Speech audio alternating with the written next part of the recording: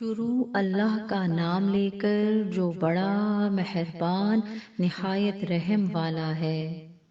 سورہ آل عمران آیت 161 تا 176۔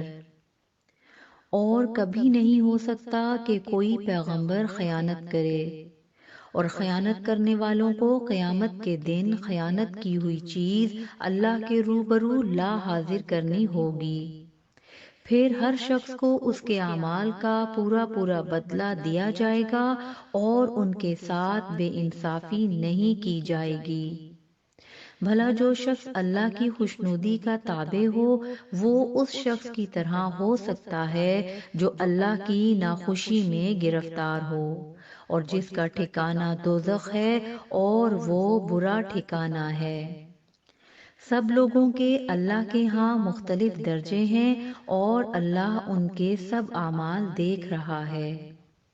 اللہ نے مومنوں پر یقیناً احسان کیا ہے کہ انہی میں سے ایک پیغمبر بھیجے جو ان کو اللہ کی آیتیں پڑھ کر سناتے اور ان کو پاک کرتے اور انہیں کتاب و حکمت کی تعلیم دیتے ہیں، اور پہلے تو یہ لوگ کھلی گمراہی میں تھے۔ بھلا یہ کیا بات ہے کہ جب احد کے دن کفار کے ہاتھ سے تم پر مصیبت واقع ہوئی، حالانکہ جنگ بدر میں اس سے دگنی مصیبت تمہارے ہاتھ سے ان پر پڑ چکی ہے، تو تم کہنے لگے کہ یہ آفت ہم پر کہاں سے آ پڑی؟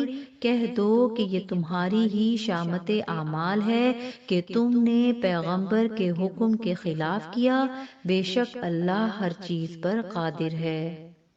اور جو مصیبت تم پر دونوں جماعتوں کے مقابلے کے دن واقع ہوئی سو اللہ کے حکم سے واقع ہوئی، اور اس سے یہ مقصود تھا کہ اللہ مومنوں کو اچھی طرح معلوم کر لے اور منافقوں کو بھی معلوم کر لے۔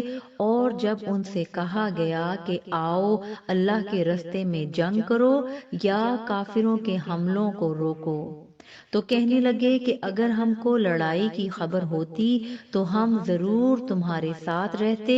یہ اس دن ایمان کی نسبت کفر سے زیادہ قریب تھے۔ منہ سے وہ باتیں کہتے ہیں جو ان کے دل میں نہیں ہیں، اور جو کچھ یہ چھپاتے ہیں اللہ اس سے خوب واقف ہے۔ یہ خود تو جنگ سے بچ کر بیٹھ ہی رہے تھے، مگر جنہوں نے اللہ کی راہ میں جانیں قربان کر دیں اپنے ان بھائیوں کے بارے میں بھی کہتے ہیں کہ اگر ہمارا کہا مانتے تو قتل نہ ہوتے۔ کہہ دو کہ اگر سچے ہو تو اپنے اوپر سے موت کو ٹال دینا۔ جو لوگ اللہ کی راہ میں مارے گئے ان کو مرے ہوئے نہ سمجھنا، وہ مرے ہوئے نہیں ہیں بلکہ اللہ کے نزدیک زندہ ہیں اور ان کو رزق مل رہا ہے۔ جو کچھ اللہ نے ان کو اپنے فضل سے بخش رکھا ہے اس میں خوش ہیں، اور جو لوگ ان کے پیچھے رہ گئے اور شہید ہو کر ان میں شامل نہیں ہو سکے ان کی نسبت خوشیاں منا رہے ہیں کہ قیامت کے دن ان کو بھی نہ کچھ خوف ہوگا اور نہ وہ غمناک ہوں گے، اور اللہ کے انعامات اور فضل سے خوش ہو رہے ہیں، اور اس سے کہ اللہ مومنوں کا اجر ضائع نہیں کرتا۔